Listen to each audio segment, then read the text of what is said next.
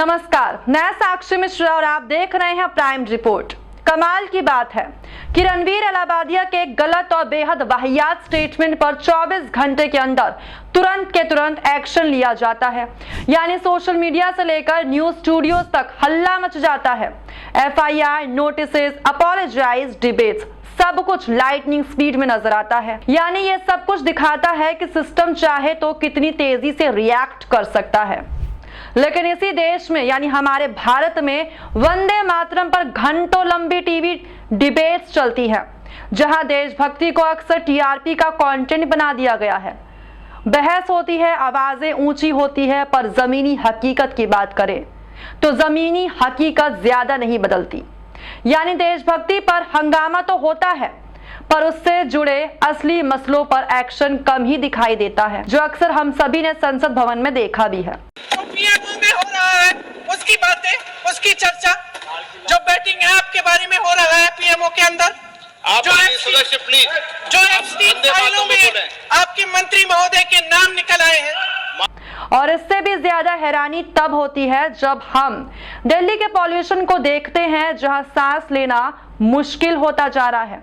Crime की बात की जाए तो क्राइम को देखते हैं, जहां आम आदमी की सुरक्षा रोज एक सवाल बन जाती है। बेरोजगारी की बात करें तो अनएम्प्लॉयमेंट को देखते हैं, जहां पढ़े लिखे युवा सालों तक नौकरी की तलाश में भटक रहे हैं।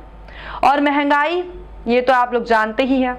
महंगाई की बात करें तो महंगाई को देखते हैं, जहां घर चलाना दिन प्रतिदिन मुश्किल होता जा रहा है।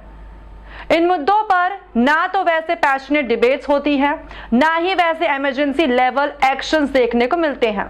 सवाल ये नहीं है कि किसी गलत स्टेटमेंट पर एक्शन लेना गलत है, बिल्कुल लेना चाहिए। सवाल ये उठता है कि आखिर प्रायोरिटी क्या है।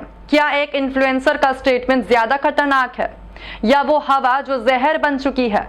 क्या एक वायरल क्लिप ज्यादा अर्जेंट होती है, या वो युवा जो सालों से बेरोजगार बैठा है? इसी सोच की कड़ी में बिहार के CM नीतीश कुमार से जुड़ा वो वीडियो भी सामने आता है, जिसमें नौकरी के कागज लेने आई एक महिला का नकाब हटाया जाता है। और ये किसी और ने नहीं किया, बल्कि हमारे बिहार के CM नीतीश कुमार ने किया है। कुछ लोग इसे मजाक या मासूम हरकत कहकर भी टाल देते हैं। अरे वो भी तो आदमी है ना, पीछे नहीं पड़ जाना चाहिए। छू दिया नकाब तो इतना हो गया, कहीं और छूते तब क्या हो जाता। यानी कि बताया यह भी जा रहा है इसको लेकर कि यूपी और केंद्रीय मंत्रियों के कुछ बयान भी इसे हल्का करने की पूरी कोशिश में जुटे हुए हैं।